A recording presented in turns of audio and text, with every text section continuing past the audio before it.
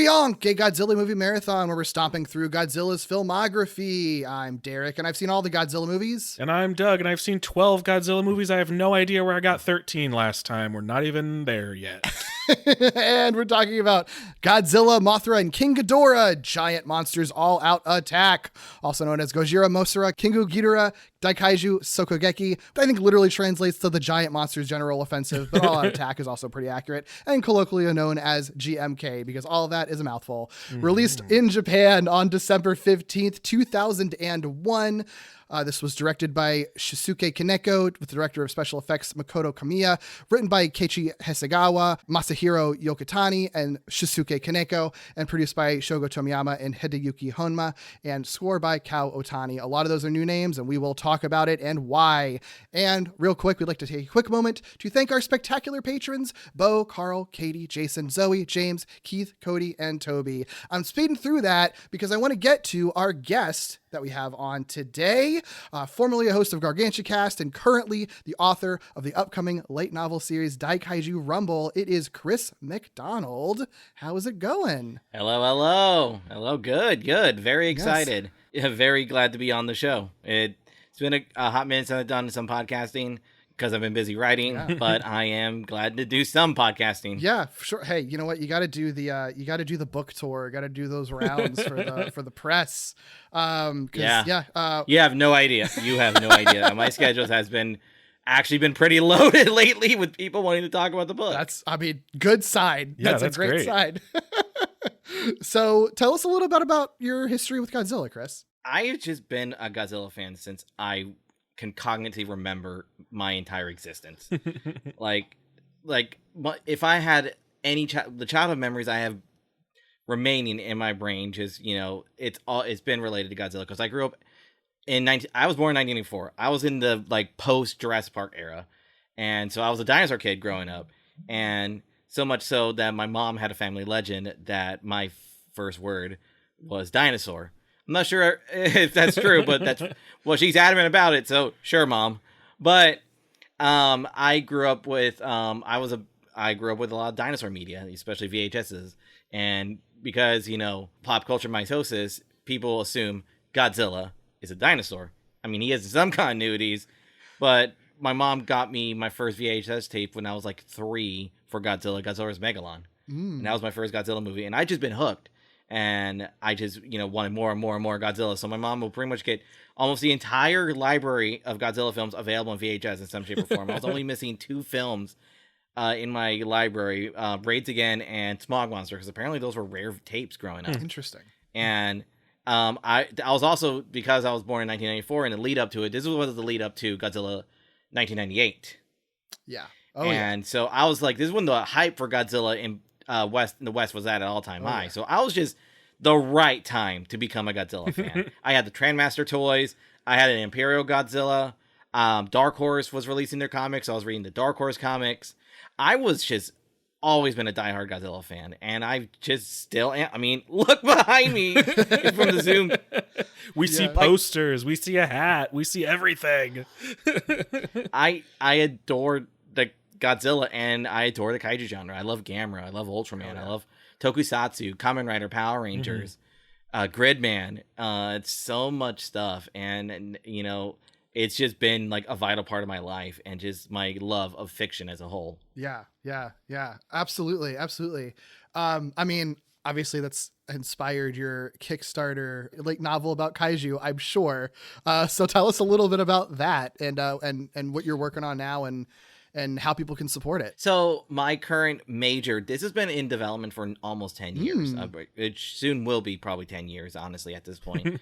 But this has been Daikaiju Rumble is a light novel series I have been working on for a long time. This has been my major creative endeavor I've been working on, and that I am so passionate about. It is a love letter to the kaiju genre, and a good little way to play with the genre tropes, because this has been a genre that has been around for almost a century now in so many different iterations, and I want to play with all what I have learned from the genre through my podcasting and research on the kaiju genre and writing about it through different sites and zines. And I wanted to create my own story, and it is set in a somewhat distant future where humanity has survived near two near apocalypses. One was an alien invasion, and then the alien invasion awoken all the kaiju on Earth. And humanity banded together. You know, they say, you know, fuck racism, fuck bigotry, and you know, there's aliens kaiju killing us. Fuck that. And they banded together, and humanity has survived this apocalypse. And now, in 50 years later, to an average person, a kaiju attack is not the end of the world. It just means you're going to be late for work, or you actually can call off. You have a legitimate way to call off from work. And it follows the counter kaiju force, who are basically this elite team who kaiju fighting and stopping kaiju is their job. That is their job. They go to work, they fight kaiju, and they go home. Hell yeah. And it is like a play and a send off to the kaiju genre, and I wanted to be a good long-term story. I have a grand story planned for this series. That's so cool. Oh, that rules. That's so exciting. We'll definitely link to all that stuff in the show notes, and definitely support that. I'm really excited to see all that come to fruition. All the art from it looks so cool, especially. So I'm excited to actually, read the story too. Lyle Speck, Marcel Rocha, Kaijuzilla, Willem Zorio, Jada Santiago Blue. These are the artists I've worked with. They helped create the character designs as well as work for artwork for the book, and they're incredible. Awesome. They are awesome. So cool. That's so cool. I love how kaiju stuff can inspire so much creativity. And I mean, you know what? Speaking of creative takes on kaiju, this movie, and I'll ask you first, Chris. When I gave you just like the short list of what we had coming up, you specifically picked this one. Do you have a particular relationship with this movie?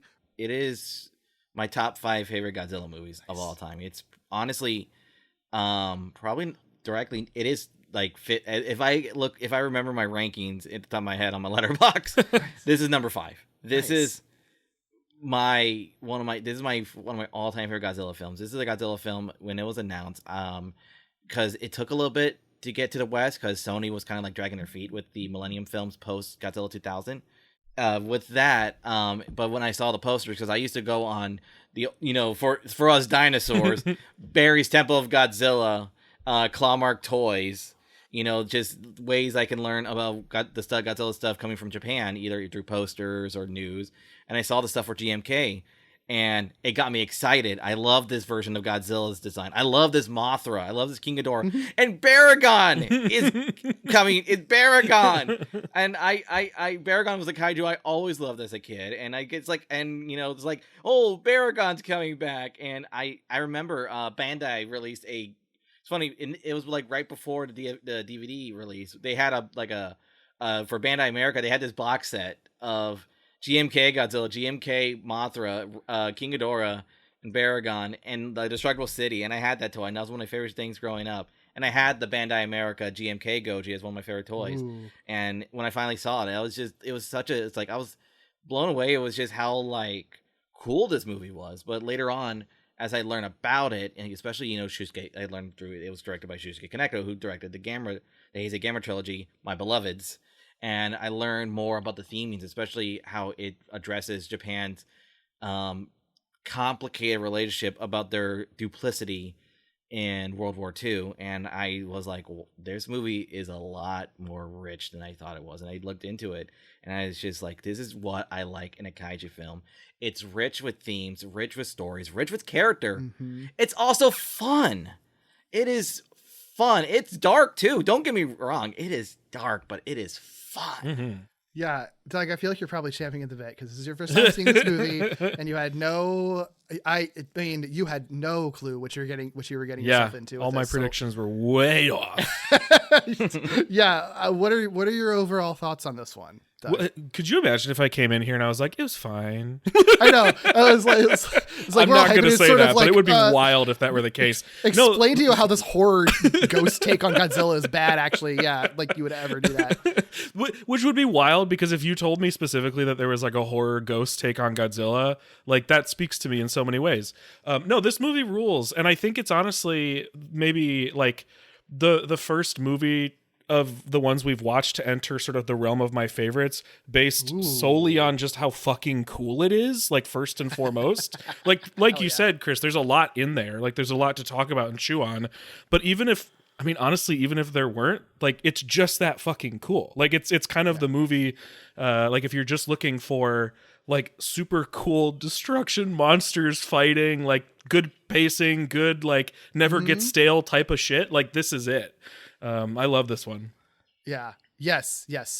Good. I mean, I don't think that's a hot take. It's a favorite among many people. I was hyping it up as like an iconic one that I was excited to get to, but I think it's also just like, it's a cool one because it's just so fucking weird in its own way and its conception and everything like that. I mean, we referenced it before, but Shusuke Kaneko it's the brainchild of him. He's someone, you know, who grew up as a fan of Honda's films, wanted to get into film, but then the Japanese film business was kind of on a downswing in the early 80s when he would have been coming of age. So he's like, all right, I'm going to go to school to be a school teacher. But on a whim, he's like, but also, you know, just out of curiosity, take an entry exam to Nikatsu Studios just to see what happens. And he ended up being only one of 2 applicants out of 300 to be accepted. Ooh. So he was like, never mind, I guess I'm going into film after all. You got it at that point. Yeah. I guess I'm doing this now. Yeah. The main thing that they had him doing then was like softcore porn. So that's kind of what he cut his teeth on, interestingly. Gotta start somewhere. You gotta start somewhere. You know, somebody's got to make it. And you know what? I'm happy that softcore porn exists. So look, action, angles, pacing, ups and downs. Yeah, truly. People are getting work. As long as everything's consensual, you know, there's nothing toxic going on. And, you know, someone get a job done. You know, let's not shame people of doing any film industry as long as nothing is like illegal going down behind the scenes. Exactly. But in any case, he still wanted to do a Godzilla movie because he was a fan of him. In 1992, he had approached Toho and Shogo Tomiyama to direct a Godzilla movie, but he was like very young then and hadn't really done much other than like softcore porn movies. So they were like, no, we're not going to have you direct our Godzilla movie, obviously. But he would get the last laugh because over the next few years, he does end up getting the job. You've referenced this, Chris, directing the Heisei Gamera movies. And that trilogy is a very, very famed one. What are you going to say, Doug? Nothing. I'm just kind of wowed because I haven't seen anything Gamera yet, but I know the name, obviously. So it's just, I don't know. It was just like an interesting moment to be like, oh, I don't know who this guy is. Oh, wait, but I should and could. Yeah, you should watch those movies. They're great. That's it. The trilogy is fantastic. All 3 of those movies are really, really good. Phenomenal. They are some of the best, not only kaiju films, but just Japanese films in general, like Japanese science fiction, Japanese sci-fi. There are it surpasses a good portion of the Godzilla franchise, and I love. And they're that good. Yeah. Like they're like, if you say my top like kaiju films, like definitely, you know, Gojira, the original 1954 film, you know, -1, Shin Godzilla. Then the Gamera trilogy just shoots up. Yeah, I mean, they certainly were on my list. I'm excited to watch them. I'm just always waiting for the official stamp of approval of can I watch this or will we watch it at some point? I would just say watch. I think you should just watch them because I mean, there's not really an easy way to work them into this podcast given our guidelines for it. But I think that's one that we can do. That we will just talk about casually on a Patreon or something like that because they are really good and I would love to talk about you with them. And the other thing about them I think too is that like it's a case where like Gamera didn't have a great reputation before those movies at that point. You know, it was like people have since reclaimed a lot of those later show era movies, but at the time they didn't. And then those movies come out and they're critically acclaimed. They have like deeper gravitas to them. They're like this blew my mind, but they were like half the budget of like most like concurrent Godzilla movies. And yet you watch them and they look amazing. Like they look so good. Shinji Higuchi. That's the magic of Shinji Higuchi, who would end up co-directing Shin Godzilla and then direct Shin Ultraman. There you go. Like, of course it's yeah. So there's a lot of talent there. And I think so then he's able to get noticed at that point. So at that point, then Tomiyama approaches him and is like, you did our rival. Why don't you do one of ours? So Kaneko has like a handful of like pitches and ideas you can sort of read about. I think one day I do want to do like some kind of bonus episode just about all the Godzilla movies that like never happened and the ideas that have come up. Some of them are so weird. Some of the pitches he has, you know, he has like fighting an insect, but they just fought Megaguirus, so that goes out the window. There's one where it was going to be Kamacuras. Yeah, I think it was like his son's favorite kaiju, I think, or something. And but then it's like we literally just did like an insect, so we can't just do that again. Yeah, and there was like one where it was Godzilla versus M, which is like a mutated astronaut. Yeah, which it's just like now as someone who's delved into Ultraman, I'm like, it's Godzilla versus Jamila. Yeah. It's Jamila. I remember like fan edits of this just use Jamila from Ultraman. They just tweak his design a bit and it's hilarious. And I was just like, You know, like I wish I would have saw that, but again, it's just back when now as an Ultraman fan, I was like, it's just Godzilla versus Jamila. Yeah, I mean, and it sounds cool when you read about it, and really, I think the main reason he doesn't just want to go forward with that is because he views it as too like grim and dark, which is very funny given like the movie that you get now. But apparently that was even darker than this. So then he kind of lands on the idea of like approaching Godzilla and other monsters in the universe as a more kind of reverent and like mythological kind of attitude to like embrace folklore a little bit more, in the manner of like, you know, the original like Daikaiju ideas were drawn from like Japanese legends, right? So it makes a lot of sense to sort of apply that to like your standard kaiju to reinvent them a bit.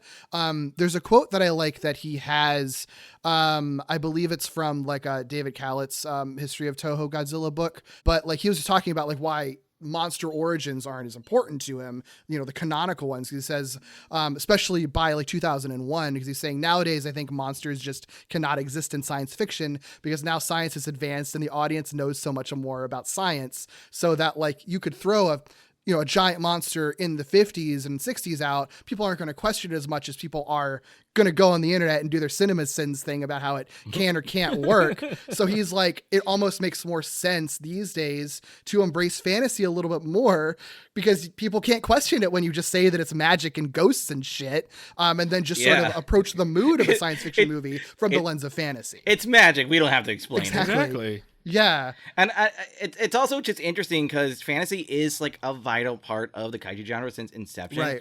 I mean, the Ultra series, Ultraman, it's described as a tokusatsu fantasy series. Yeah.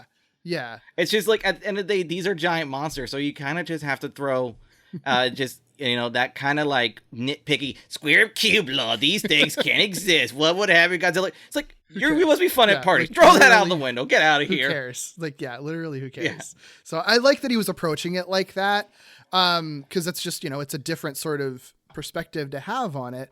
I think the other important element, though, to the sort of early conception of the movie is that this is during a time when J-horror is beginning to explode. Yeah. The Japanese Ring movie comes out in 1998. It's a big surprise hit. It's commercially successful. It's like, I think at the time was like the most commercially successful horror movie in like Japanese film history, period. I believe that. Yeah. And it was like so cheap to make. Like it's such a surprise hit to be made. And Kaneko has worked on a few J-horror films. I forgot the name of the titles, but they're on my watch list. And later on, he would actually make the good Death Note movie. Wait, which one was that? The Japanese Death Note movies, right? The Japanese live action Death Note. I've never seen that. Those. Was Kaneko. I've never seen those, but I've heard that they're really interesting. They're good. I'll just say that they're good. Like Adam Wingard, you tried, and Willem Dafoe as Ryuk. Very cool. Just don't do it again. Yeah. Would have been very hard to pull off no matter what. So, yeah. Yeah. So, I mean, obviously that's kind of an influence on this, right? Like that's becoming a boom. You're seeing so much success with those movies as they keep coming out, and you're starting to get American remakes and stuff already that throughout the early 2000s. And so that kind of, I think, gets infused in the idea for Godzilla to almost be reinvented as more of this like vengeful ghost, like a ghost that you'd see in like a Ring movie coming to like punish everyone for long ago sins and like killing people directly, the sense of dread and stuff like that. So that gets he's a kaiju yurei. Yeah, right. It's also they had that Godzilla vs. Godzilla script lying around, and they were just like, Yeah, we've never talked about that, but like that's an idea, Doug. That had floated around the Heisei era that Godzilla would fight like a ghost Godzilla. We'll talk about that more when we get into some of those movies. Cool. At a certain point. So that idea, it's not brand new or anything necessarily. So of course, all of that comes together to evolve into a little film that we all know and love called Godzilla X Varan, Baragon, and Anguirus: Giant Monsters All Out Attack. I heard the name. I heard Anguirus. So I knew this is gonna break your heart. You almost got an Anguirus movie out of this, Doug. Hangs up call.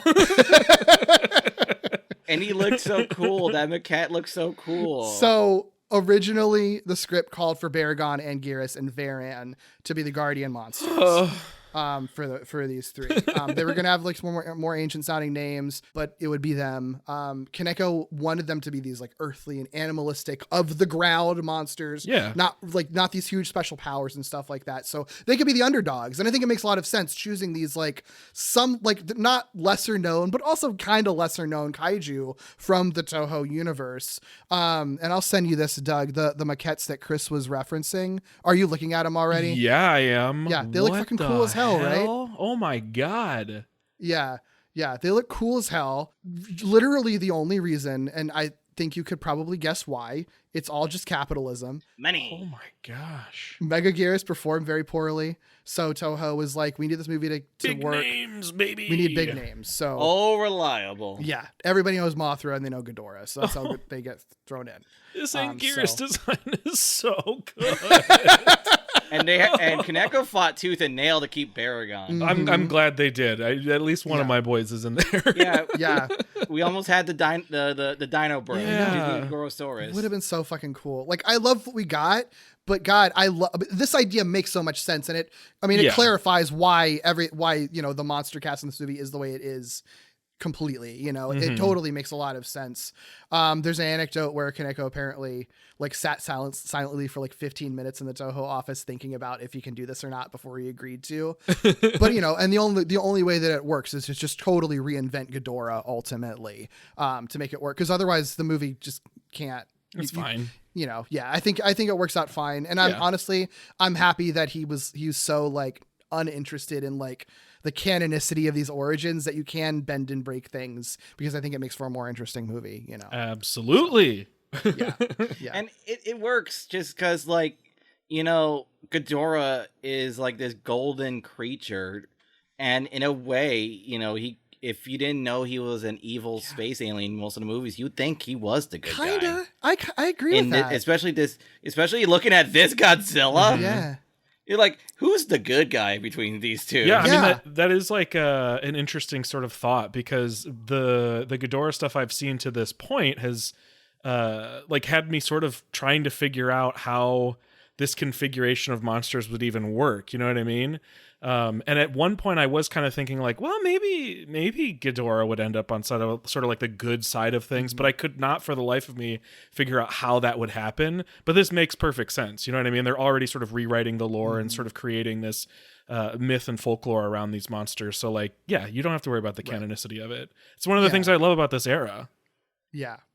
Yeah, it's an anthology series of sorts, just like Elseworld stories. Yeah. Right. Yes. Like, why not? I think that's another reason why this movie is beloved, is because it's just like doesn't give a fuck. It's just going to tell its own story in the way that it wants to, which I think is really cool. Some other new people who were involved in this movie that are all really interesting. The director of special effects is Makoto Kamiya. Kaneko originally wanted to do the special effects, direct those as well, and I think he went as far as storyboarding stuff, but at a certain point was like, this is too much work. I do need another guy. So he pulled Kamiya, who had also worked with him on the Gamera trilogy. He was the first assistant director there. So obviously this is going to be the first of many, many, many Gamera connections in this movie. But he'd also had experience working as assistant director on the Heisei Godzilla films from Biollante through Mothra. He's directed episodes of Ultraman, continues to direct anime films to this day. So had plenty of experience with that. The co-writers for the screenplay are really, really interesting. Masahiro Yokotani, he's worked much more on anime to this day. He's the head writer on a bunch of stuff I have zero familiarity with, like Sergeant Frog, My New Boss is Goofy, and I Have a Crush at Work. I don't know I have no context for any of those things, but he is constantly working.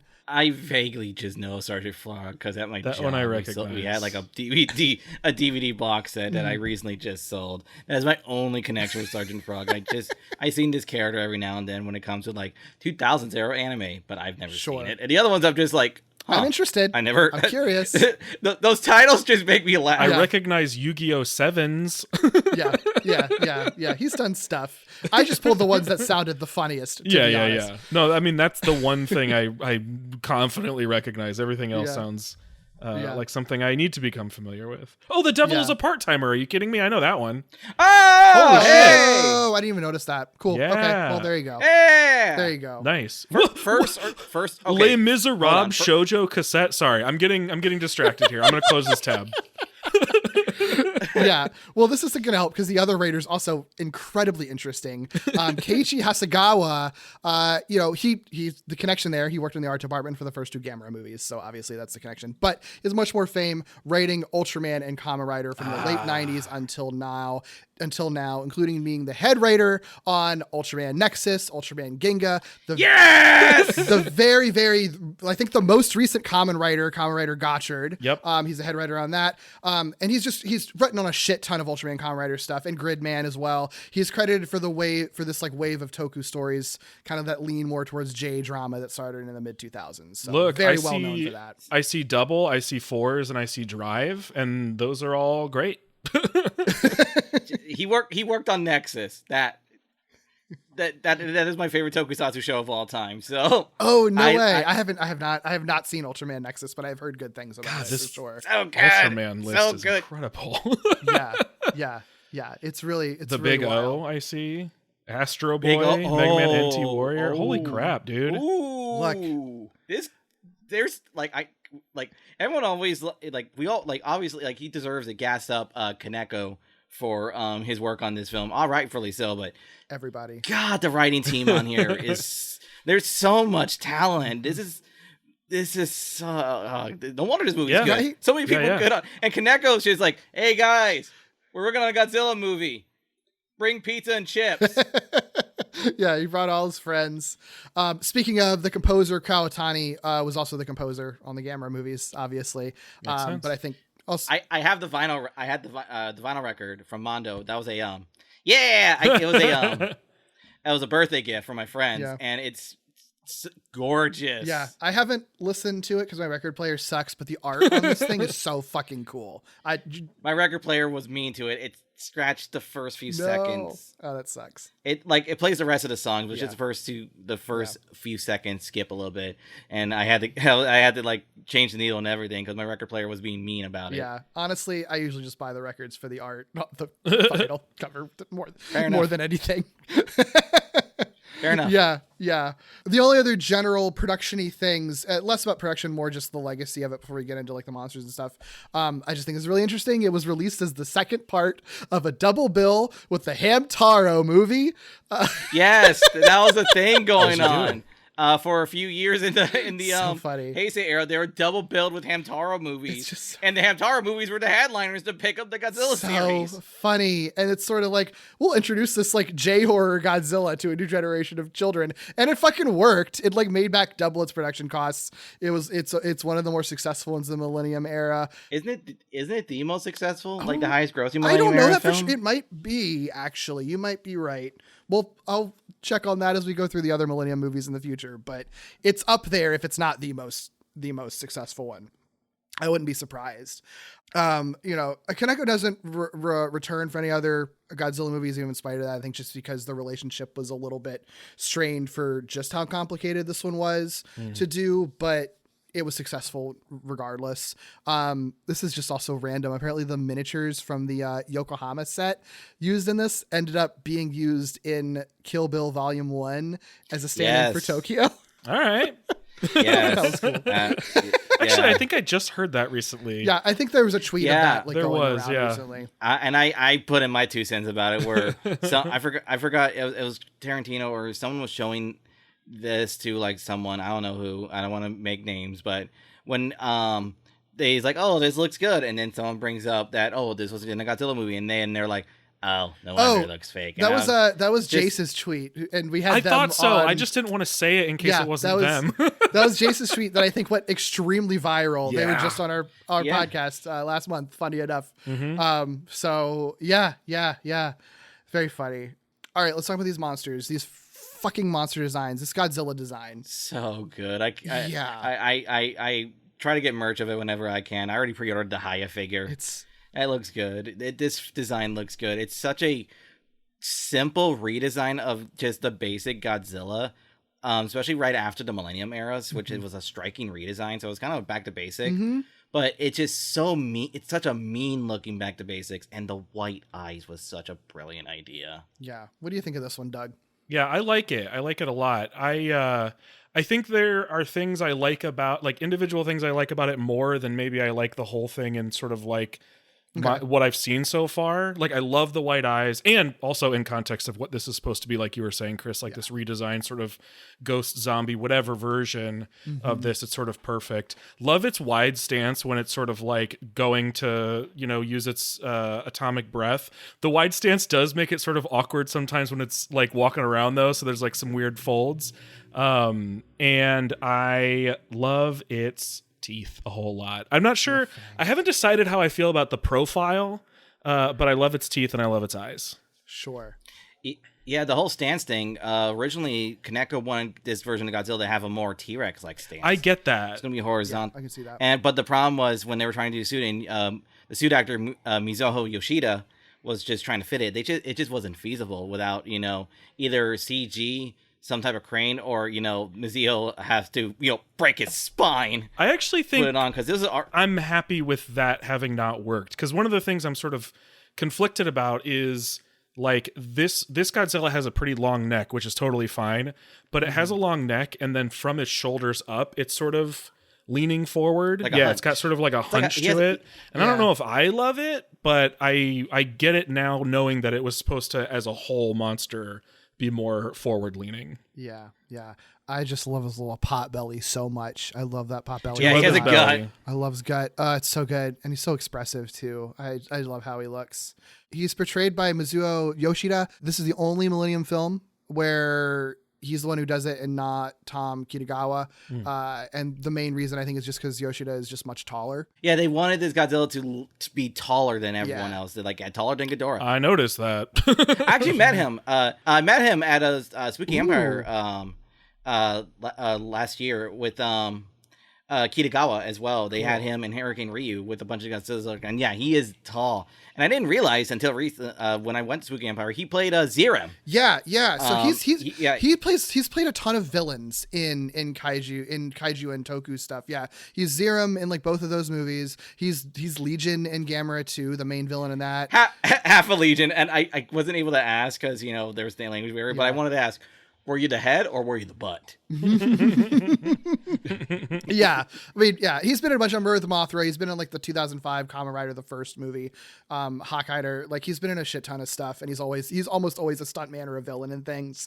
And he said he specifically drew inspiration from like both elements of both Showa and Heisei performances, like Nakajima's fight scenes in King Kong versus Godzilla, and then Satsuma's walking technique in the Heisei era. And then also had like improved motion in his claws that he could also utilize to do more stuff with his hands, which I do think you kind of see in that.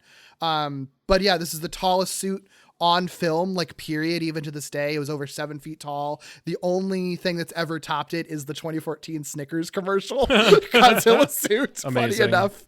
And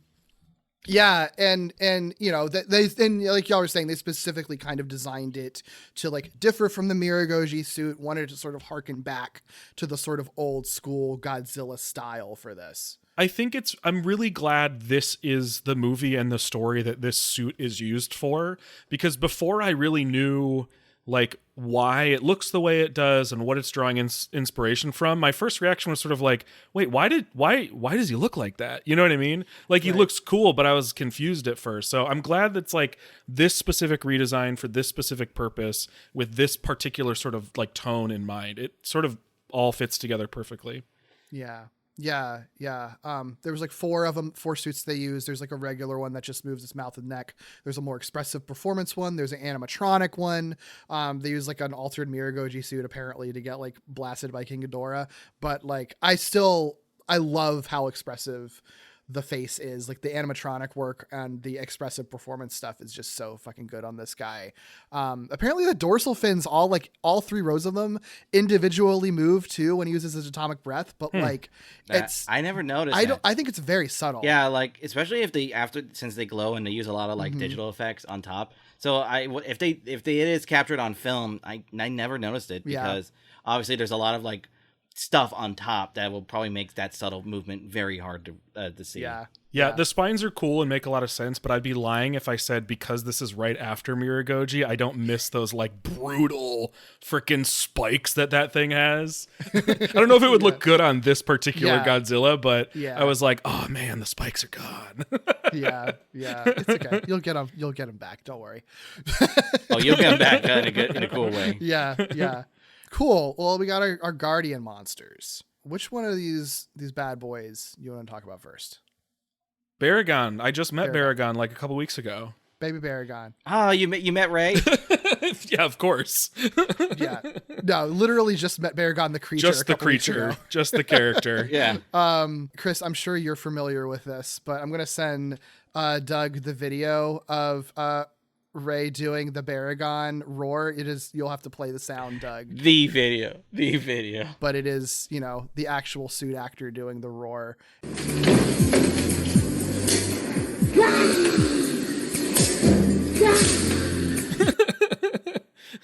It's incredible. The cutest thing in the world. It's Rei Ota, who plays Baragon, the first ever woman to play a kaiju in a Toho film. Oh, hell yeah. We finally got a lady.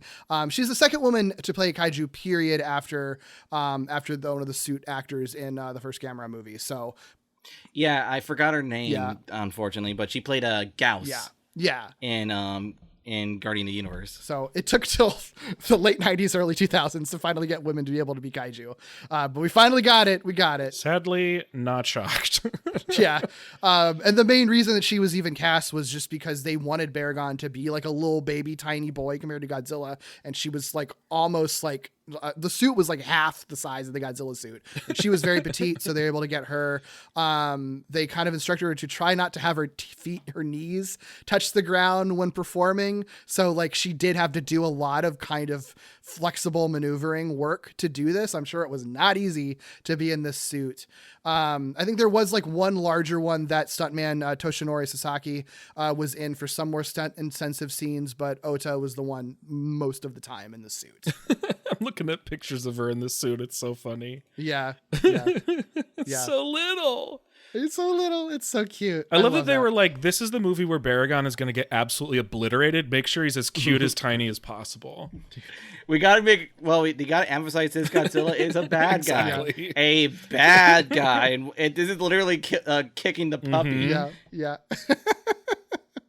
Yeah, I love this. I love this Baragon design. I mean, it's not a huge reinvention of like the typical design. It just, he like looks like both more menacing and also cuter at the same time. There's not much different. I think the ears are bigger, like the neck's a little shorter, but like it's all like minor tweaks to him, really. More red too. A lot more red. Yeah, and it's funny because I didn't notice it right away, and then they started just based on like lighting and stuff what was going on. They started describing Baragon as red, and I was like, where? And then like the next scene, it was like really obvious. I was like, oh wow, very red. It's a great design. It's one of my favorite kaiju designs. Baragon's already one of my favorite kaijus, and it is definitely my favorite version of Baragon, and it's probably the most defaulted look of the character in pop. And whenever they reference the character, a lot more. Like, this is the design they use in the Pipeworks game. This is the used in like almost every comic from IDW uses this design. It is the probably they gave it like maybe like a Showa era like tint to not make the red that intense, but this is probably the film that cemented Baragon as the fan favorite. Sure. I believe it. It's good. I love him in this. And I like that they embrace that he's very cute and literally have Taurus comment on him being cute before he gets his ass kicked and they get killed. Like, because that's the humor of this movie. Mm-hmm. And the helicopter newscast was just like, I don't want to see this anymore. It's just like, they knew that this was just going to be brutal for audiences to watch. They knew that. Oh, yeah. It's the shit kicked out of him. Speaking of creatures who get the shit kicked out of them, Mothra as well. Honestly, all these guys get obliterated in this movie. It's very funny. It's wild. She's kind of shoehorned in, but I also really do love this Mothra design. I love the more waspy look and the purple eyes, especially. Yeah, I think she's great, and I actually like a lot of what they do with her. But just as far as design goes, like this is very cool, and this is sort of like I'm a fan of this update because the original one, like the design is very cool, but just like you can kind of see sort of like the limitations. And this feels like, what if we made Mothra kind of exactly how we wanted? And I think she looks great. Yeah, I agree. And the larva just kind of looks like the larva we know and love, but like sort of stouter. Yeah. They literally just reused a prop from the Mothra films from the Heisei era. They just Amazing. reused one. I mean, it's They barely they there. just grab one from the closet. It's barely there anyway, so like why not? I like how they use the larva. I love when the larva just pops up out of the water because it is like scary at first. You don't realize what it is, and it's like, oh, it's Mothra, it's friend. Yeah. Still, from the people's perspective, you just all you need is just that freight, like a stock freight train sound effect to just be coming, or like that memeified Thomas the Tank Engine music. Yeah. Mothra, obviously, like there's not a person in that. It's either a puppet or CGI. I do think that there's times, in the Millennium Era in this movie where like I don't super love how the CGI ages, but I think a lot of the Mothra CG works really well. And I think they exercise like sort of extreme restraint compared to what this could have been as far as the CGI monsters. I feel like they use them much more sparingly than I would have expected based on how much action is in this movie. Yeah, I totally agree. Yeah. But yeah, I think it's if they're going to have Mothra as like a fighter, the sort of wasp design is really cool. I love big soft Mothra, but for what this movie is doing and the sort of like edgier nature of everything they're doing anyway, the wasp thing shooting stingers and shit, why not? I think that works really well. She's almost like more anatomically correct as an insect too, which is sort of interesting. Yeah, and that idea kind of carried over with the Monsterverse design. So I feel like when Doherty was doing King of the Monsters, I'm not sure he ever said it in the interview, but I feel like this design for Mothra was in the back of their minds. Sure. I'm not a huge fan of the MonsterVerse's Mothra design personally.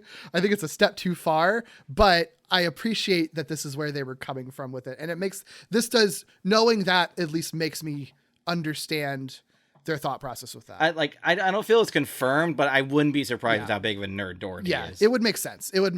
Yeah, for sure. And King Ghidorah, obviously. I guess he's like little baby kid Ghidorah who becomes King Ghidorah over the course of this. Yeah, and he was supposed to be, he's in an Orochi. Yeah, I thought that was a really cool idea of like kind of embracing the idea that like, yeah, there is this legend of this 8-headed dragon that everyone knows that he sort of was originally modeled after. What if we pretend that this is almost like the child version of what that eventually would be if he could actually sleep for 10,000 years? Which wouldn't we all become our best selves if we could sleep for 10,000 years and actually Yeah. Seriously. I think this makes a ton of sense. It makes a lot more sense than him being an alien. Yeah. And Toho has been really wanting to, they love the idea of making Orochi a kaiju. They did that with the Three Treasures back in the Showa era, and in the Heisei era they had Orochi the 8-headed dragon. Yeah. So Toho really just likes this idea, and Orochi obviously is one of the main inspirations for King Ghidorah. Yeah. So it just does feel natural. If you're going to have a supernatural interpretation of these monsters, yes, 100% like it would either be an Orochi for Japanese mythology or a Hydra. Right. Or just a flat dragon. Yeah, exactly. So yeah, I think that was a really brilliant move, especially if they're embracing folklore and mythology in this movie anyway, Akira Ohashi plays him. He's been in many of the same projects that Yoshida was in as a student actor, stuntman, like Gamera and Gamera 2. He is actually the title character in that. He's the main villain Iris in Gamera 3. He's like also in the Zero movies as a stuntman. He's also in Kamen Rider the First as a stuntman and villain. He's also in Kamen Rider the Next. So like a lot of the same stuff they're doing together at the time, at least as a suit actor. This is also the smallest suit ever made for Ghidorah. Obviously, I think that goes without saying. Yeah. And I bet the crew was just like, thank God. Yeah.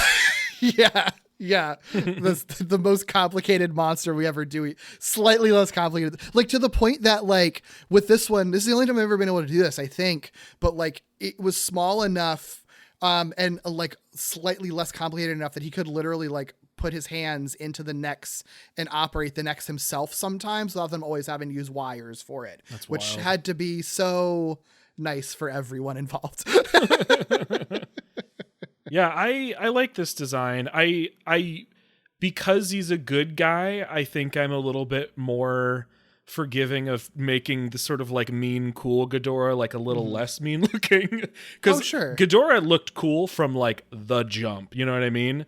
But it makes a lot of sense here. And the massive improvement from what I've seen so far, and it's all just sort of, technical limitations. I mean, these wings are just so much better than the two sets of, well, I guess mecha wings are cool as hell, but like these wings are so cool. These wings look so great compared to the original wings that I saw. Yeah. And I think it's almost like the wings are bigger, I think, to compensate for the smaller body too, which is also makes them stand out a lot more, which I think is really cool. Yeah. Some of the details for it, like he still doesn't have a mane like of hair, but other than that, this is like definitely feels like a throwback to Showa era Ghidorah more than the Heisei era ever did. And I think like they sort of modeled his feet more after birds, apparently, like the way that they work. Yeah, they're like eagle feet. Yeah.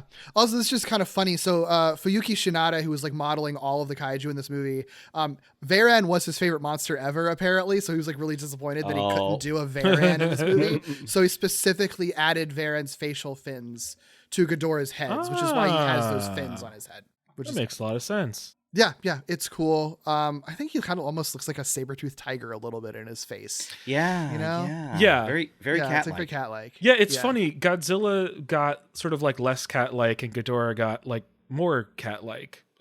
Just in general. I mean, I guess Godzilla wasn't cat-like in the previous two; it was more like frog-like. But Godzilla has some cat-like features. Yeah, absolutely. The people. Doug, what do you think about just overall, how the human cast sort of feels in this movie? I will say, having just seen it one time, I'm sure this would change, but like there's kind of two characters that leave like a lasting impression, and it's the father-daughter duo. Obviously, there are like other characters around them that are important, but those two are the ones that really sort of stick with me. Aside from like the one like hot army guy who obviously I was going to notice. Yeah. I think it's, So Chihiro Niyama plays Yuri, our main reporter lead. She's great. I really like her in this movie. Definitely one of the best protagonists in a Godzilla film. Yeah. I would agree with that, because she's complicated and has a very clear trajectory in the movie and very clear character development. And it's like, I love that it's like a woman character that is career oriented. I think is just a winner, especially with the slim pickings that you have in Godzilla movies. Sure. Sometimes she was the youngest actress, I think, to like take on like the lead role in a Godzilla movie at this point. Cause she was only 20 years old. Obviously there's been like women and children in movies, but usually they're like not the top build character, right? Yeah. She had been like a teenage star on in like daytime drama and TV shows. She was in a TV adaptation of Ring, apparently, in Japan, which I didn't even know existed. Yeah, I remember there, like before Ringu, there was like this TV version that's more accurate to the book, which is first mistake. You don't fully adapt the book. Yeah. So, and Kaneko, I think, had noticed her from that part of her career and kind of wanted to specifically snag her, like during that transition from pop idol to serious actress, so he can get her in one of his movies. So that's how she ends up here. She's got other J horror cred. She's in Ju-on too. She's also Deca Gold in the first Deca Ranger movie. Shut the fuck up. Yeah. What a wild little credit to have. Yeah. Fucking cool as hell. But yeah, I love her. I think she's really fat, really cool in this movie. I think it's really fun to have like a young female protagonist whose introduction at first is sort of like she's surrounded by like two men, and you're sort of like, is this going to be a love triangle situation? And then like one guy just disappears, and the other one, I guess there's maybe kind of a romance thing, but like not really. Like it's not really there. It's not really about that.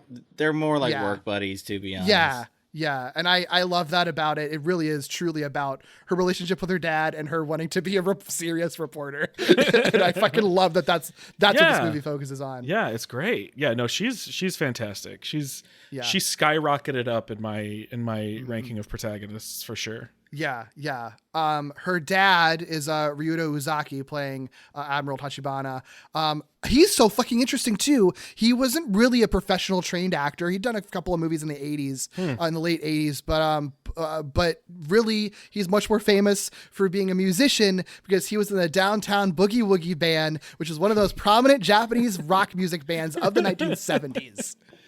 Amazing. Yeah. Yeah, I didn't know he was just that fresh in acting, because he's also one of my most. He's such a fascinating character, and he brought this this really sentimental feeling, and this humanity to the film. Like his own character arc is so fascinating, and he was I'm going to be honest, his character is a major inspiration for one of the major characters in Daikaiju Rumble, General Hausen. And it's just this, and this is such a refreshing take. Japanese Godzilla films always have refreshing takes on the military compared to super pro military Western films. Yeah.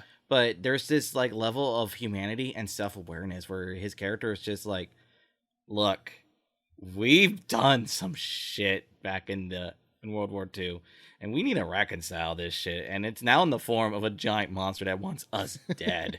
Right. And we need to honor our history. Yeah. As well as acknowledge our history, not honor what's good, but also acknowledge the bad. Yeah, I think he has the line where he's like, we can go into battle without relishing conflict. If I have to be a military guy, I'm not going to enjoy that I'm doing it, because we have to actually recognize and respect all the horrible things that comes from war and killing people and stuff, which I think is a big part of this movie. And I know that I think Kaneko specifically cast him, sought someone like him or him specifically out because he didn't want an actor who was just always playing a military general in a kaiju movie. Sure. Because there is a look that military men have. And so he's like, if I get someone who's literally just an artist and musician, they're probably not going to have the same aura as a military person would. And I think this is from David Kalat's Toho Godzilla book. I like this quote that he says. He says that Kaneko specifically didn't want his climactic kamikaze actions to have any unwarranted right-wing taint. Being this is never supposed to be about celebrating the military or war, even if you're following a military character. And at the very least, having someone that doesn't feel like a typical military guy automatically kind of lessens that feeling of celebrating the military, which I think is a really cool take on that. Yeah. And it's interesting just how secular time is when it comes to Godzilla films and themes around addressing anything involving World War II. Mm-hmm. Right. If Twitter was alive today, I'm wondering if people would have that same response to the ending of this film like they would when people were fresh off -1. Mm-hmm. Yeah. It's just, it's interesting to think about. Yeah. And also I think less to say about him, but Takeda, the sort of, second in command to Yuri, he's played by Yasuhiro Kobayashi. The interesting thing about him is that he was the voice of Barrett in various Final Fantasy VII things, from Advent Children all the way through the first remake game until he retired from voice acting. Did not realize he was Barrett. He's also was the Japanese voice voice for Chef in South Park for a period of time. So Incredible. I guess he's just they like him playing burly black men apparently in these Japanese dubs. I don't really know what to say about that, but that's just interesting. But there's a pattern. There's a pattern.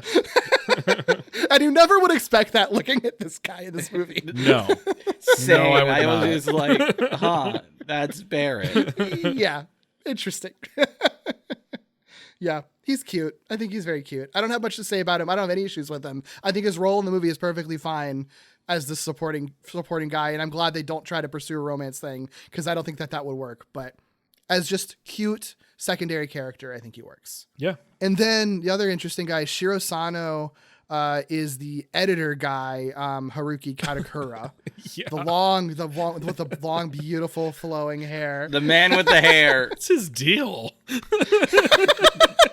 He if you tell me this man runs a schlocky, cryptid, fake, one of those things like those, I forgot what they're called, but those fake newspapers like Bat Boy, like the Japanese equivalent of the Inquirer. Yeah. That's it. Right. This is a man who runs the Inquirer of Japan. I'm like, I believe it. Definitely those vibes. Yeah, I fucking love that. It's so, he's such a weird character, but also it's like he's not really there that much, so he almost is like kind of comic relief ultimately is what his role is. Yeah. Yeah, it's like brief moments of levity. Yeah. And that's the thing I like about this movie so much is Yeah. it has very serious themes. It's rectifying very serious, but it knows that you kind of need levity. There are good moments of comedy in this movie, and there are some good moments of dark comedy in this movie.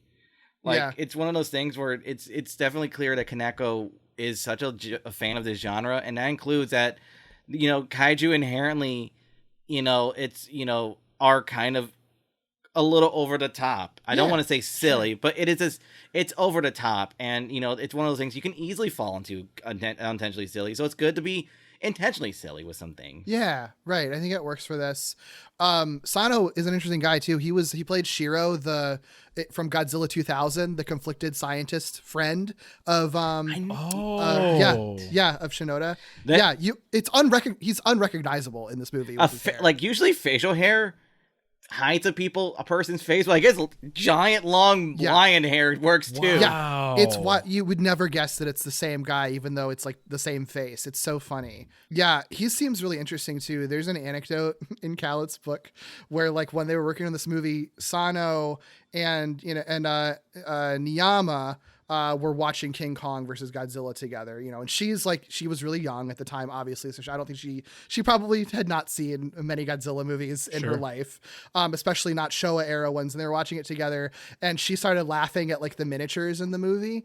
And Sano basically like chewed her out. And the quote that he had, I fucking love this. It says, "It would have been easier and cheaper for Tsuburaya to have gone to a construction site and filmed ordinary trucks lugging dirt than to have built a sprawling miniature set like this. Realism is not the point. It's about style. It's about mood. There's integrity in the way Tsuburaya and his people worked." I just fucking love that, because that's like the perfect comeback for anyone who's sort of disparaging like Suitmation Tokusatsu stuff. It's cool. It's like when you say cardboard buildings, like, you try to make miniature buildings, right, and see how cheap that would. Yeah, exactly. Yeah, and lastly, I think on my list of the major people that are interesting, Professor Isayama, the guy who turns out to be dead all along. What? Even though like, I love this movie, but you kind of saw that a mile away. No way. He was doing ghost stuff during the film before that revealed. The way he has a slasher teleport. Yeah. He's played by Hideo Amamoto, who had been in a huge fucking amount of Japanese film and TV from the 50s. Very well known as Dr. Shinigami from the original Kamen Rider and its various sequels. He pops up in lots of minor roles in Godzilla movies. So we've seen him before in like minor stuff, and he's been in stuff that you've seen, Doug, with Mantango and Dogura and other stuff. I just looked at this. He's one of the he's in Matango as transitional Matango. Oh, that's great. Which is incredible. That's so funny. He's one of the hybrids. Like, I wonder if he was the one on the boat. I don't know. Could be. Impossible to tell. Yeah. Under all that makeup, right. I know Haruo Nakajima played one of the full Matangos. Amazing. Yeah. I mean, yeah, so they're cool.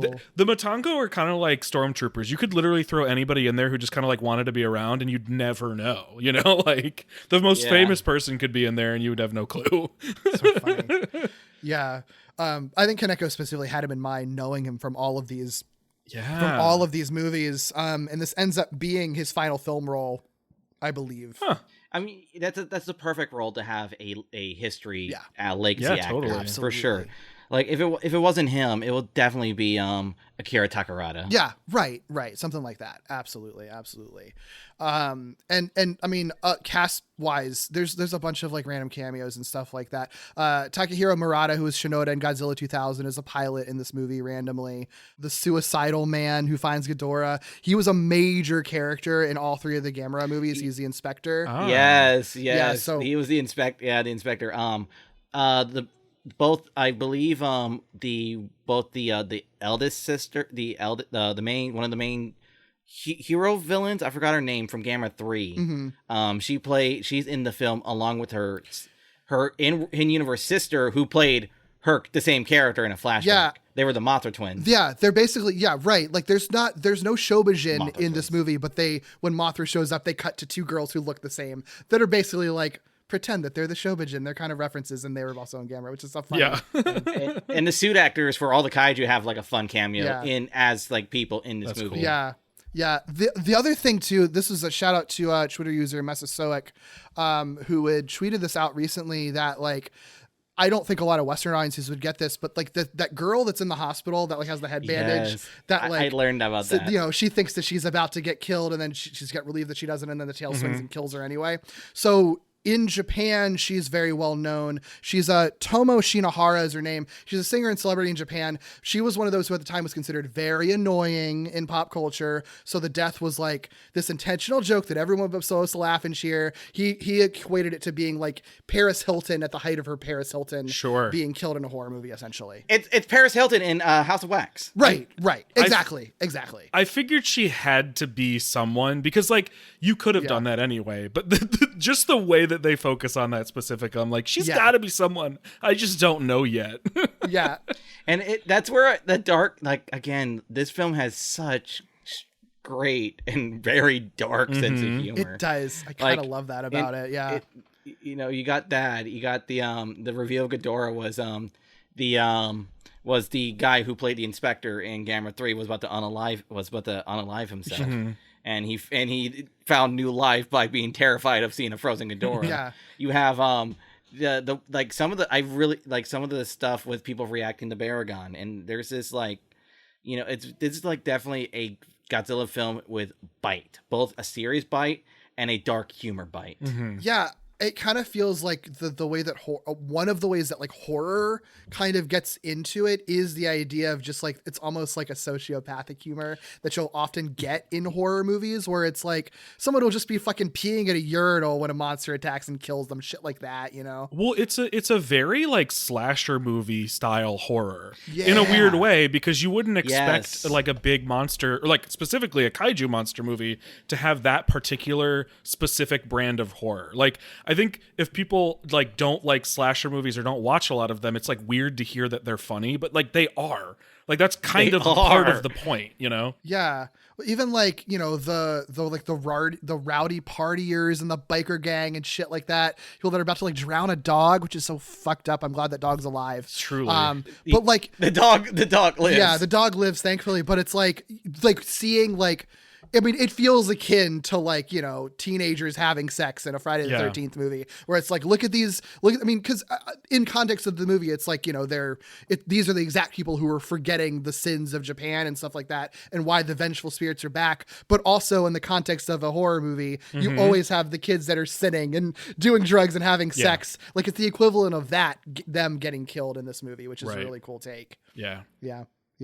I mean, I feel like Free For All at this point, what all do you want to talk about generally with the plot and stuff with this movie? Because there's plenty of directions that we can go with it, really. I guess just the themes. Sure. That like, just, you know, I feel this is one of the, like, Godzilla films have always had themes. And if you think Godzilla movies don't have themes or politics, get out of here. Like, it's such an interesting part. There is some shape or form. There's some themes, but this is just one of those films that just feels very like, you know, it's again like, you know, Shin Godzilla was one of the ones that everyone said like this is like the most political Godzilla movie and stuff like that. And you know, GMK is one of those things where it's much more subtle and much more spiritual and philosophical about it. But it's just the idea of Japan, because like when I have done research on the Godzilla series, I learned that Japan has a bad history of not wanting to admit they were the bad guys. They're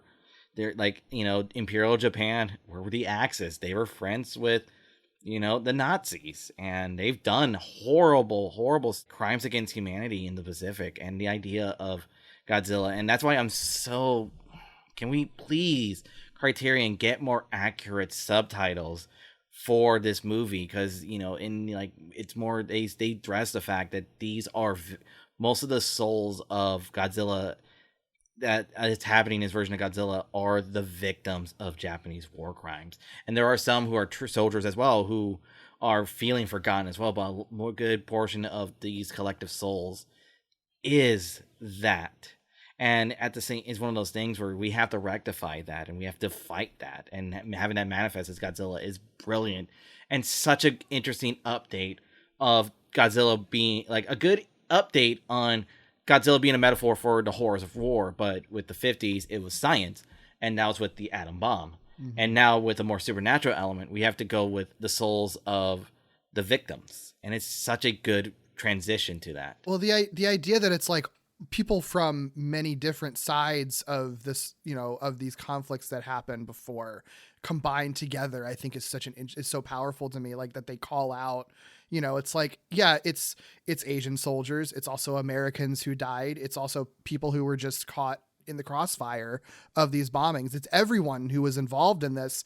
They all have a reason and a right to be angry because ultimately they were all victims, whether they were soldiers or not, and I think that there's a level of like, I think it's anti-war sentiment is kind of hard to have conversations about sometimes because you do kind of end up falling on a, like, who was right, who was wrong, what side was the good side, what side was the bad side. When the reality is that, like, it's fucking war. Like, everybody's sort of doing something bad if you're doing war, because war means that you have to kill and bomb people, It's one of those things where it's just like, it really is just who's doing worse. Sure. That pretty much, and it's still, that's also just that really old saying, the history of war is written by the winners. It's a really interesting take to have Godzilla represent that in this movie for sure. Yeah. Fucking wild, by the way, because I had no idea. And so, like, when that actually happened, I had to, like, stop and, like, go back because I was like, did I just hear them correctly as they're describing what this Godzilla is? Because they don't introduce... It's almost casual.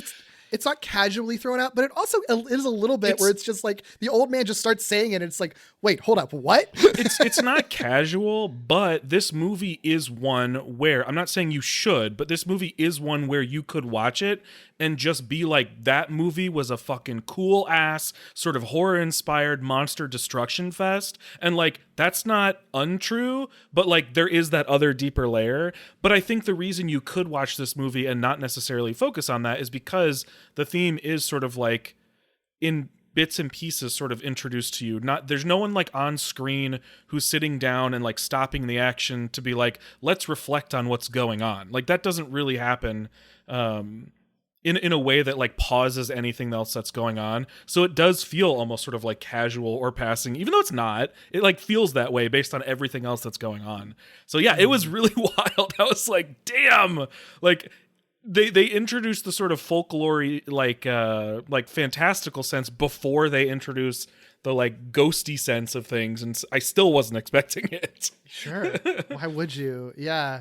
I mean, I love the way that exposition is delivered through like video recording of the old ghost professor incarcerated. Wild. Which also it's so spooky. Yeah, and it felt very like it felt very Terminator too. I've also like I watched the Terminator movies, rewatched them recently for another podcast, and like it felt very like the video of Kyle Reese shouting about how like the Terminator like can't be reasoned with, it can't be beaten, because you also have the video of the professor being like, he can't be beaten, he's a ghost of all our souls, you can't defeat him. Like it felt very mm-hmm. It works. It's very spooky. It's very like unnerving. Yeah. Like this idea like archive, and it's like you yourself, the audience, have just discovered this tape. And you're just learning about something very horrific. Yeah. The spookiness of that stuff, I think, works really, really well in this movie and definitely feels very J-horror. And that was just the whole concept and everything. Like, and all those little horror trappings we were talking about that feel very slashery. He's the old man from Friday the 13th. Right. Yeah. Your old Doom. Like, the Harbinger of Doom. I think that's the name of the trope of that, the guy who speaks. I believe that's what they call it in Cabin in the Woods. Yeah. Right. I think honestly, if I have one gripe with this movie, and it's a minor one because I think this movie is great, I really love it. It's top of my list too. But if I have one gripe, it's that like they do all this great work with the horror trappings of it in the narrative. I do feel like I wish this movie like looked spookier visually, because I don't think it's I don't think it's shot like a horror movie or lit like a. I think the lighting is a big problem I have with this movie, honestly. Yeah, it is very bright, very, and I don't mind daytime horror. Like it could work, and I feel like Godzilla's rampage in the beginning before you fight Baragon was horrific, especially the mushroom scene, the mushroom cloud scene. That's true. Like that was horrific, but once it becomes a monster romp, it's it's one of the things they wanted to light it. So the action looks good. Yeah. So it's one of those things but it's not shot horrifically. It's shot to be cool. And it is very cool. But it's definitely not as horrific it loses the as horror side. Yeah. 100%. Yeah. I'm okay with it because I think Godzilla, I think if there was one thing you could up the horror on, it's just literally like Godzilla. Like I think they could have gone even slightly further if they really wanted to.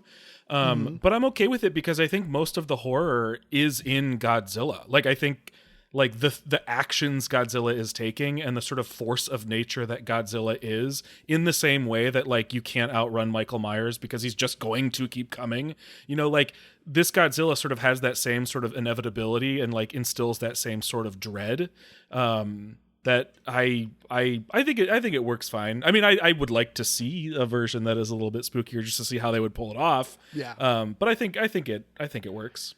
Yeah. I think the only counterpoint that I would have is that I think a lot of lighting that the Heisei era has that is a lot darker and heavy on shadows, if you applied that to this movie combined with the spookier narrative stuff, I think that would be fucking like incredible, because we have seen movies that have darker lighting and heavier shadows and night stuff. No doubt. Return of Godzilla and Biollante definitely come to mind. Yeah, Right. but remember, one of the things that I was sort of like tracking with those movies is that the lighting is like inconsistent in that you never know what time of day it is because they just light things based on like the scene they're shooting and not so like I don't know, it's sort of like I could take or leave because Biollante looks fucking cool when it's dark, but it's also sort of like when are we? Right. It's morning, right? Is it morning? I can't tell. It's hard to tell. Yep. I mean, I think that's fair. I mean, honestly, it's a minor gripe for me, really. That's more like looking for fault in a movie that's like great otherwise. Yeah. But I think that, and I don't think you mentioned it, but like the score of this movie also, like we've talked about it, but it's like the score is a lot more horror forward than I think Godzilla scores usually are too. So like all the trappings of horror stuff are there. I think that adds to it as well. Very, very, very etheric, but has that electronic kind of sense as well. Yeah. Like that, it's like this synth etheric that is just, it kind of has like a vibe that you would think for like a 80s supernatural film. Yeah, absolutely. Love how they use Mothra's theme. Love it. Very, it's so very good. Like haunting and subtle because the song itself isn't like a part of the plot of the movie in the way that it often is. So love that they included it. Love that it was this sort of like gentle, spooky thing. Right. Yeah, absolutely. Do y'all have any other things we want to talk about before we talk about like the final battles and stuff of the end of the movie? Just like the ballsiness of the atom bomb scene. Oh my God. Yeah. No, honestly, there is something really, really visceral about Godzilla looking at people, seeing people and be like, I'm going to fuck you up. And then just shooting his atomic breath directly at people. And then you cut to the fucking mushroom cloud. Like that is so, I mean, it really does make it clear, like, as many times as Godzilla has been a quote unquote villain in other movies or antagonist, there is something very distinct about just a rampaging monster who's just walking around and defending himself versus a dude who was like actively looking to cause harm to living creatures that he sees. Like it is so clear in this movie. And we never really got that with Godzilla until -1, which was this movie was a big inspiration for -1. I think so. Yeah. Yeah. No, it confirmed. The director has confirmed this is a major inspiration for -1. Not surprised at all. And it's just the idea of Godzilla being like, it's hard to tell because this Godzilla has white eyes, so you can't tell if he's looking at you sometimes. Right. But it's just like he's metaphorically and literally when he looks at you, it's just like, oh shit. Yeah. It and it's like again that Michael Myers monologue of a doll's eye, a devil's eyes. Like this your comparison with Michael Myers is very apt. This Godzilla is evil. Yeah. Like, he's like a vengeful spirit, but just that vengeance just mutated into just malice incarnate. Well, there are so many versions. I mean, to keep the Michael Myers thing going, there are so many versions of those movies where they stop referring or treating Michael Myers like a person that you can stop. It is he is a force of evil. You know what I mean? Yeah.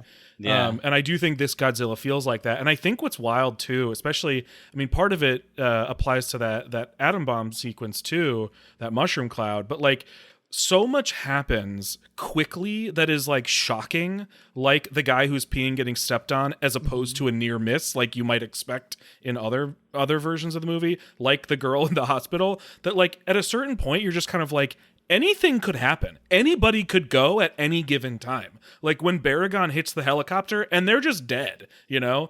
Like when they show that scene of the kids in the classroom, I'm like, I'm scared for them. Like, I don't know what's going to happen because this movie does not seem to like really distinguish between like, and I think this is part of the point, is like, doesn't really distinguish like who's at fault and who's not at fault, because in theory, none of these people are at fault, right? It is, or like directly for Godzilla, but like the sort of all guilty for forgetting and not honoring and all that sort of stuff. So like the destruction, it just could happen at any time. I was so scared, like, especially because you saw him like, you know, revving up his atomic breath, and I was like, these kids are fucked. Like, I can't believe they're about to do this. Yeah. The inhale adds a lot when he inhales first, because you're like bracing yourself for the inevitability. Yeah, this atomic breath just feels like, it's just like, oh no, he's going to use it again. Like, you're scared for him to use it, because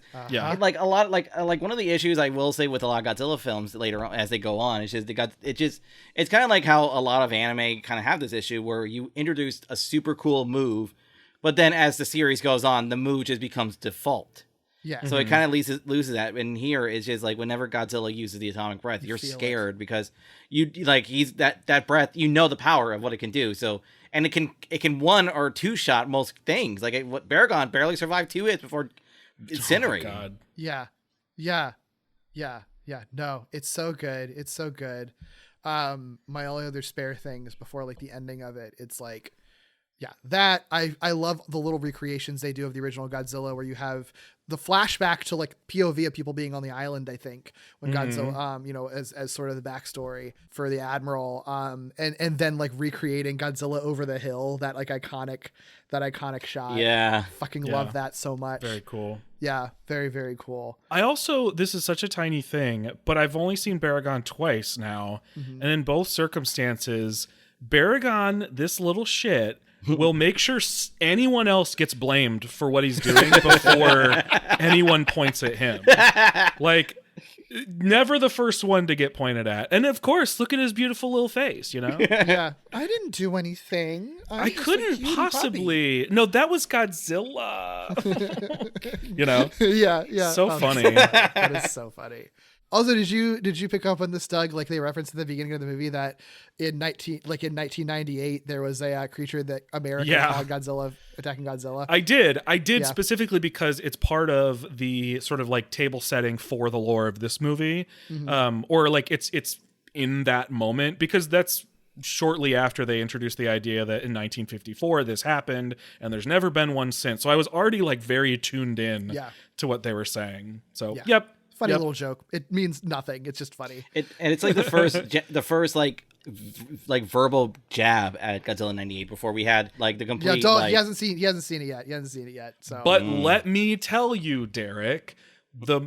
At first, before I realized what they were doing, I was so excited because I thought I was right. I predicted this would be like monsters appear all over the world. So the moment they said there was an alleged monster attack in the United States, I was like, I did it again. You're not. Yeah, I mean, you're not. But I was wrong. You were right on a technicality, kind of. It just doesn't play into the plot of the movie at all. Everyone on the wrong side, basically. It's funny. Whatever. It's fine. Okay, the way this stuff wraps up, I mean, there's a lot of magic shit that goes on here where everybody's dying and then there's spirits come back and shit and combine. It's some wild stuff. What do you think of the final act of this movie? It's wild. I mean, I really truly like couldn't predict how things were going to shake out because I was already shocked that Baragon had been destroyed. Yeah. And so I was like, surely it's just Baragon, right? Like they're just doing this to really like stress how evil this Godzilla is. So then I was shocked again when he destroys Mothra. I was like, wait, you can't do that. You can't do it twice. Wait, you're shocked Mothra died in a Godzilla movie? in this way, yes. True. Like it's like the way that this goes down is it's like Godzilla is just like maliciously destroying and murdering stuff. Yeah. So like Baragon is shocking, but I figured that was the one, right? Like this will be the sort of like malicious like killing of a monster to really stress like how powerful and like angry and vengeful he is. So yeah, no, I was not expecting for him to just like absolutely shred the fuck out of Mothra. Yeah. And then couldn't have possibly predicted that she would just be like, hey, Ghidorah, you want to go like super gold? What's up? Super Saiyan Ghidorah. Exactly. Yeah. I mean, it's like anime shit that they end up doing with these monsters, but in a way that I love it. And like, there's so many like false endings with them. Like Mothra's dead, and then no, superpowered Ghidorah is going to defeat him. Oh no, superpowered Ghidorah is down. Oh, but no, there's that piece of the artifact falls on him and revives him, and now he's going to save everyone. Like, it's a lot of stuff, but I love it. It's kind of nonstop, but I love it. It's okay. It's nonstop, but it's all different enough. And I do think it builds in a way and is built on things that have already happened in such a way that it never feels stale or like I guess technically they're false endings, but like they don't feel like false endings. Yeah, you know what I mean? For sure. It feels like a next progression of the events. And I think they never sort of like, they never really truly fake you out. Like you don't see Godzilla dead on the ground and then they're like, but JK. Right. So like there's always the door open as long as they're going to keep trying something new. And the fight is moving too. It like from the city and then we move to the bay and then move underwater. That's a really good point. Love to see them back in a city. I think it's been a little while since I've seen like full on city destruction. Yeah. And it's the fight is constantly moving and changing terrain. So that's one of the things that made the fight, exciting. It's not in the same, like general like city blocks. It's moving and like it's not like fast moving, but they're definitely trying to like shake it up every few minutes. And there's also like things change, like the military jumps in for a little bit, and then we had and towards the end the admiral and the really cool submarine and the drills they were hyping up in the beginning of the film, which I loved. Which I remember for like one of the original scripts that when it was going to be Anguirus, Varen, and Baragon, was they're going to have the Gotengo from Atragon. I love that. They couldn't get. They decided the Gotengo was a little too much, and I guess they reinterpreted that as the really cool submarine drills. Yeah, which then he lets himself be fucking swallowed. I love that he's swallowed by Godzilla, and Godzilla even has like a little burp underwater. He swallows him. Like it's a really kind of weirdly cartoony moment. It's like the one cartoony thing that this Godzilla gets to do, which I'm fine with. I'm fine. It works. But it was very funny. It's very funny. I mean, and I think I do like the idea that it builds of like these creatures are such underdogs that they don't even really actually inflict that much damage on Godzilla. It literally is like they can wound him. It takes all the energy of all three of them by the end of it to just wound him once on the shoulder, just slightly, just enough so the fucking drill can make a hole in him. So then Godzilla can kind of accidentally destroy himself ultimately. No, it's like they literally were trying to like do like over-elaborate attack just to trick him to hurt himself. Yeah. To kill himself. Which I think speaks to like how powerful this Godzilla is. And I think, I think sometimes movies struggle a little bit with like being able to communicate how powerful their creature is without it just being like, without it kind of, creating a standstill narratively. And this one I think does a really good job of like, it doesn't feel like no one's doing anything. It just takes a lot to do one thing with Godzilla. And once they do it, it does defeat him because his atomic breath goes out the wrong hole. Well, and they do, a smart thing that they do is make sure that despite the name of Giant Monsters All Out Attack, the three monsters are never attacking him all at once. So every one of them gets a go at Godzilla, but they never have it together enough that all three of them are taking on Godzilla at once. And so there's sort of this ambiguity of like, would that have worked? but ultimately it doesn't really matter because it's not how it goes. So I think it was a smart thing to do, because then you do have these three big monsters, and you can't point at it and be like, well, there's three of them, they should have been able to pull it off, you know? It really, though, even with all three, and even with just Ghidorah and Mothra, it really feels like, the fight on the moon or whatever that was in Avengers Infinity War, when Tony, Spider-Man, Strange, and half the Guardians were all ganging up on Thanos, and it was that line, all that for a drop of blood. That's really how it felt at the end, when they just gave him that little wound. Yeah, I mean, I think it just speaks to like just how powerful this Godzilla is and how none of them could have predicted. I mean, people in a specific sort of way, but I mean, the Guardians, like, none of this goes the way that I presume even they would sort of expect as these Guardian forces, these fantastical Guardian forces. Yeah. They're fighting. They're just fighting just to defend their home and fighting to the death. Yeah. That's only on their mind. If they die, so be it. Yeah. Yeah. I mean, and and I think it speaks to if Godzilla is supposed to be a vengeful ghost in this, like ghosts in a J-horror movie aren't going to go down very easily. And the relentless. They usually win in most movies. Right. Yeah.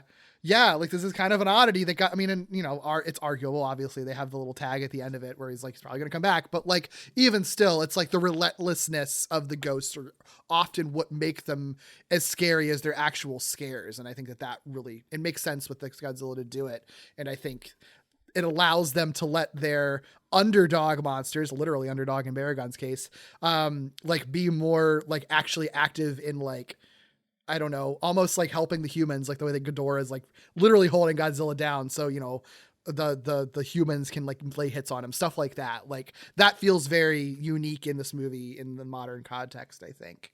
The other thing too, I had forgotten about this, but when I was watching it, I was like, when you get to the point when Yuri's just like unconscious in the climax after, she's had this, first of all, the fucking sequence of her hanging from the bridge, it's collapsing is so good. It's so good. But this is what I'm talking about, where so much stuff has happened. I'm like, she's gonna die. Like anything, truly anything could have happened, and I wouldn't have, like, things were shocking, but I also wouldn't have been surprised, like, if that's how it went down, because people just die in this movie. Yeah, I mean, constantly. I think on screen. A big upside to when you reinvent stuff this much, it makes it more believable for things to be unpredictable. So like, any other Godzilla movie, I'd just be like, she's going to be fine. She's the lead. And this one, I'm like, this is a fucking horror take on it. Like, why wouldn't you just kill your main character? This might be the one movie where they kill everyone. It is actually kind of a surprise that the entire main cast lives in this movie. It's honestly kind of weird that they all live. It really kind of should have just been her, if like the slasher film is the analogy, you know? And it should have been like barely, So I wouldn't have at all been surprised by that. That was very terrifying and very cool. Yeah, and her report, the music is so good, but she's like doing her like big final report and stuff like that. Her parade report before she falls out.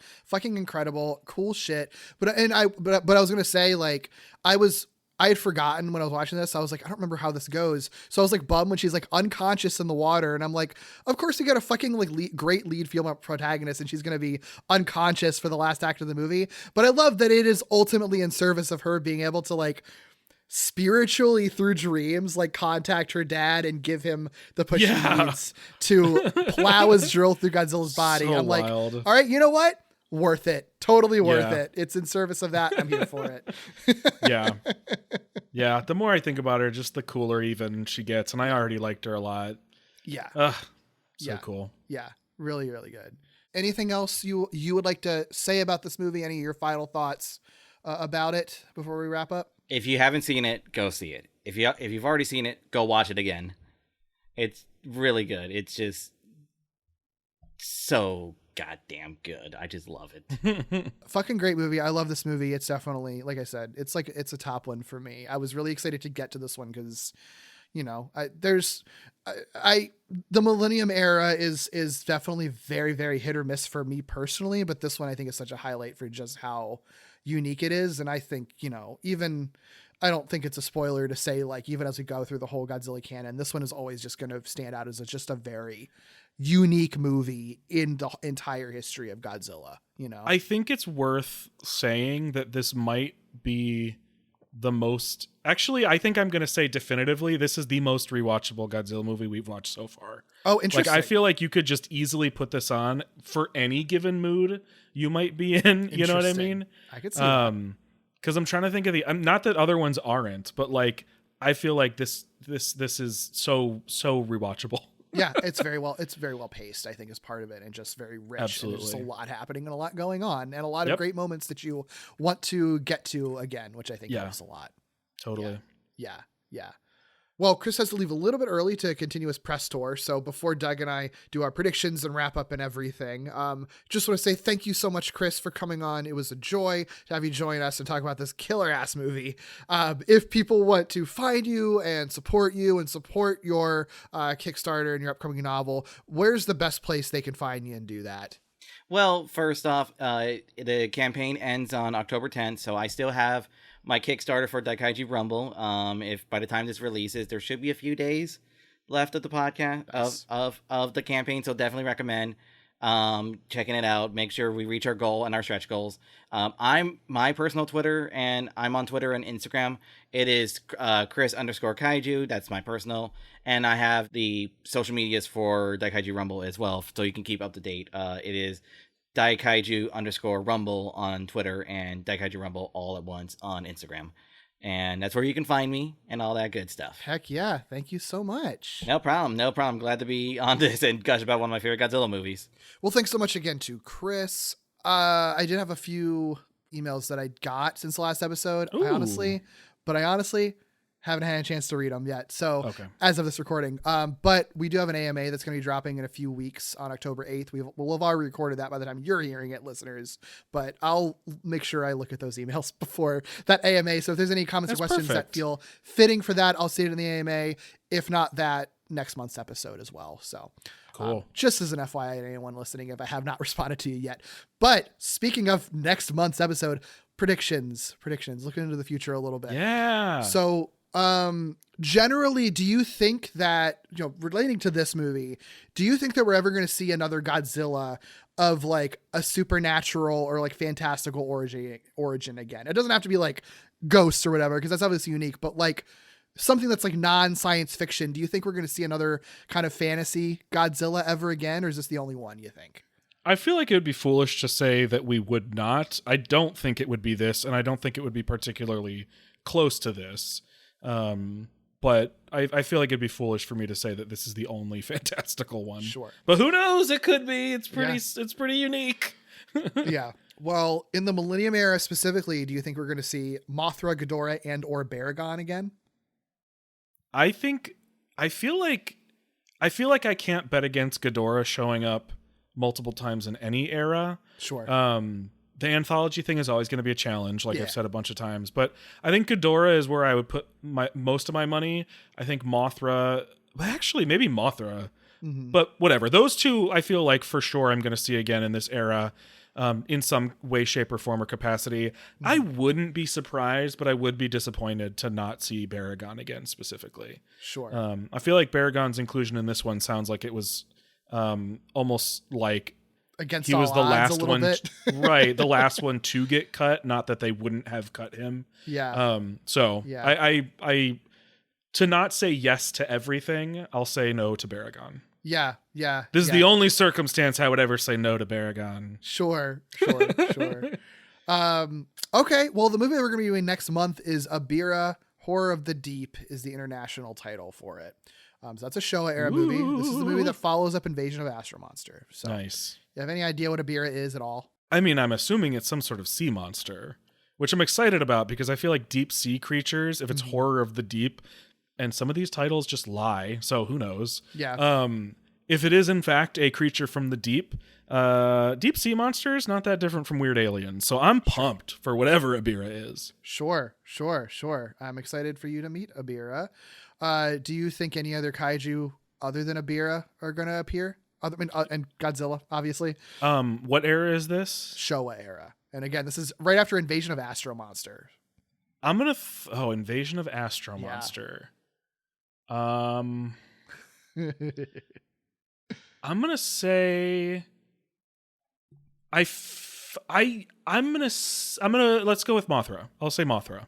Okay, Cool. We'll find out. And lastly, do you have, we've seen a thread of like, we've seen silly movies within the Showa era. We've seen like sci-fi, space opera kind of movies. What do you think the tone of this movie might be compared to what you've seen preceding in the Showa era?